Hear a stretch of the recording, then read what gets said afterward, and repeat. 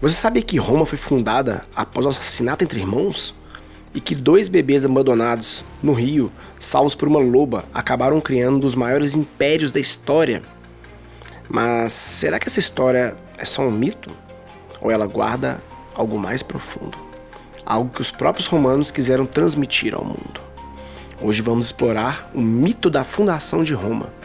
Uma narrativa que mistura destino, tragédia e glória. E que mais de 2000 anos depois ainda ecoa como uma lição sobre poder, identidade e origem. Estamos no século 8 a.C. A Península Itálica é uma terra de colinas e incertezas.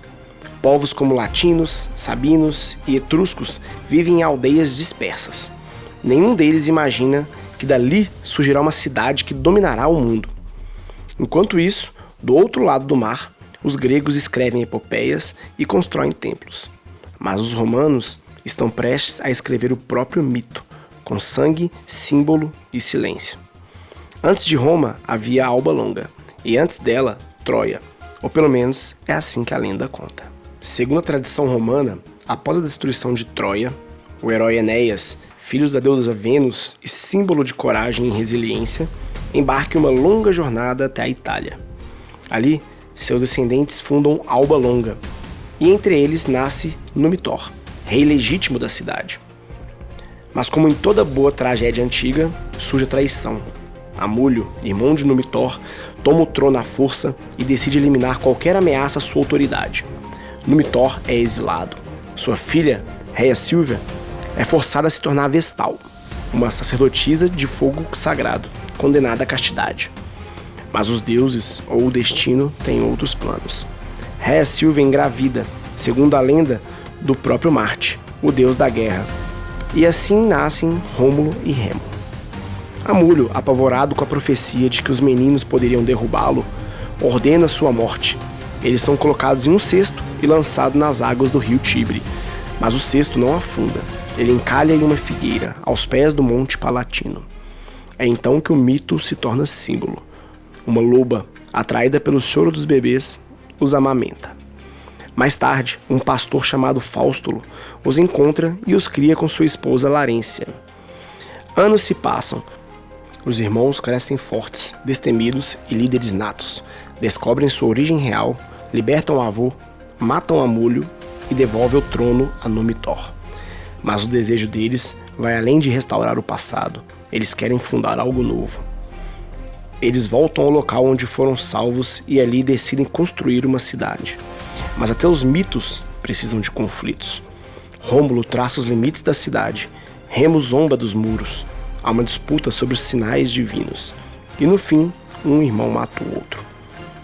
Assim pereça todo aquele que transpor meus muros, diz Rômulo, logo após matar Remo.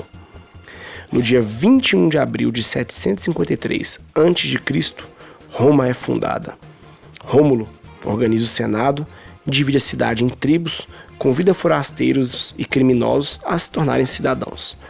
Não era apenas uma cidade, era o início de uma civilização com uma missão.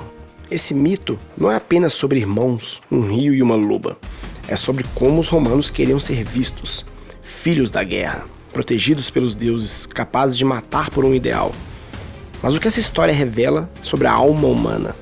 Será que toda origem de uma cidade, uma ideia ou um império precisa ser marcada por ruptura? Será que todo nascimento exige uma morte? Todo começo exige um fim? E mais, você acha que os mitos são mentiras úteis ou verdades disfarçadas? Deixe seus pensamentos nos comentários. A fundação de Roma pode ser antiga, mas a pergunta continua atual. Quem somos nós, se não os mitos que escolhemos acreditar? O mito da fundação de Roma sobreviveu por milênios, não só porque é histórico, mas porque é poderoso. Ele moldou uma cultura inteira, uma mentalidade imperial e até uma ideia de eternidade. Roma nasceu de um fratricídio, se expandiu com guerra e se perpetuou com símbolos. E talvez o mais importante é que ainda hoje nos inspiramos nessa história. Afinal, será que o que nos forma é o que vivemos ou é o que escolhemos contar?